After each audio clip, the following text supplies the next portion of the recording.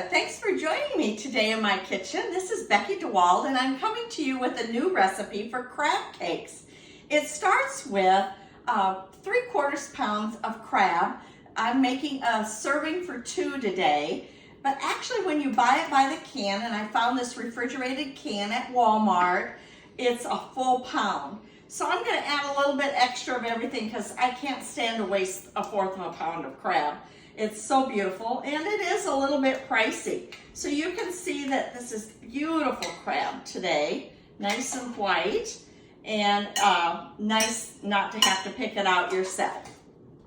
To that, I'm going to add 1 egg white, and have just a little bit more than that because I have extra of the crab. We're going to have big crab cakes for dinner tonight.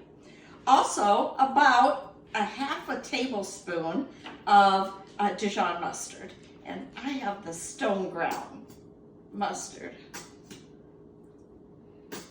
That's about 1/2 tablespoon. Ignore anything. And then, so this is a tablespoon, and then 2 tablespoons of light mayonnaise.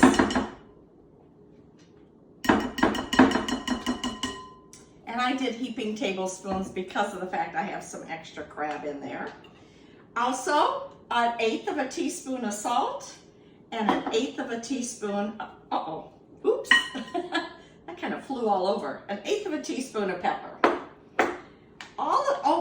Almost forgot, and I'm going to use a different, I need 4 tablespoons of almond flour in this. 1, 2, 3, I made them kind of full tablespoons.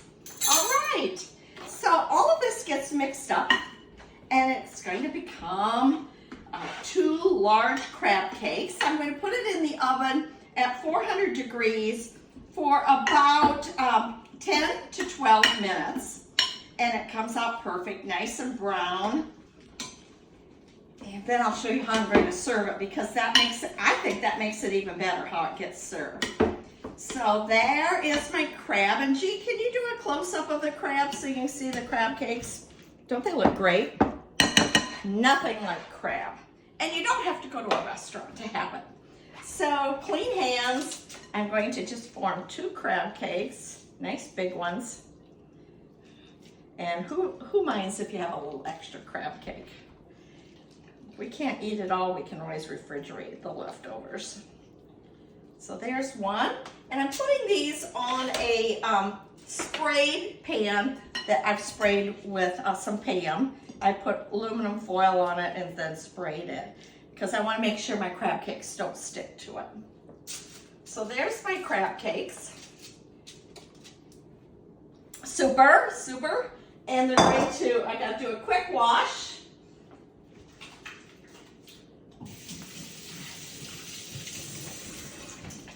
Alrighty. So now, into the oven they go. Now that I have the crab off my hands. I'm going to set my timer for 10 minutes because I think a good cook always times their food. Oops. Okay. Start. And timer. All right. We'll see. I think I've got that right. All righty. Now the last part of this is the coleslaw that I'm going to serve it on. And I think this is just really going to make the crab cakes. The crab cakes are kind of heavy, so this will make it really refreshing. Into this, I have 2 cups of coleslaw. I didn't make this. I bought it. The recipe calls for 1/2 cup of jicama and 1/2 cup of red pepper. I couldn't find jicama in the store, so I'm using a full cup of red pepper. And we love red pepper, so that'll be great.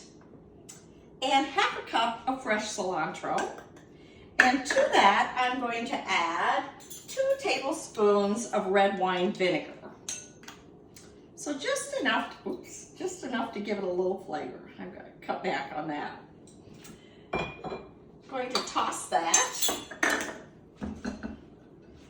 And Jean, do you want to take a close-up of that? Doesn't that look good? Excellent. So now I'll be back with the finished product in about 10 minutes. Thank you. Okay, our crab cakes are out of the oven. They're nicely browned and look beautiful. And I'm ready to put them on our salads. We have these nice fresh salads with cilantro in them. And the crab cakes are big, but we don't want to waste any of that precious crab. So there's our dinner. Jean, will you do a close-up because it looks so fabulous. I'm so proud of it, and it's going to be just a delicious meal. I hope next week you'll come back for another recipe with me because I love to cook. I'm on a health plan, and I love it when you join me.